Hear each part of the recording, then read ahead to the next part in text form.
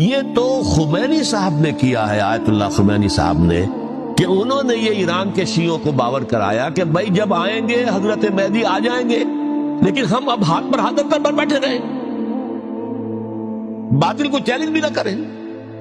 ہمیں کچھ تو کرنا چاہیے، وہ ہاتھ پاؤں ہلانے چاہیے، اور کچھ نہیں تو مہدی کا راستہ جو ہے صاف کرنا چاہیے، تمہید کرنی چاہیے، ان کے راستہ ہموار کیا جائے۔ تو یہ ان کی بڑی عظمت ہے آیت اللہ خمینی صاحب کی، کہ اہل تشیع ایران کے جو ہے ان سے انہوں نے یہ بات منوا دی کہ ہم بالکل انرٹ نہیں بیٹھے رہیں گے، بلکہ اپنے نائب امام قرار دے کر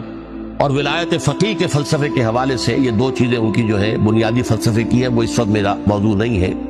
انہوں نے عوام کو ایسا کھڑا کیا ہے کہ 20,000 سے لے کر 30,000 کے درمیان انسانوں نے جانے دینا، عورتوں کے جلوس نکلے، کھیر خار بچہ گود میں ہے عورت کے، اور گولی کھا رہی ہے اور مر رہی ہے، گر رہی ہے۔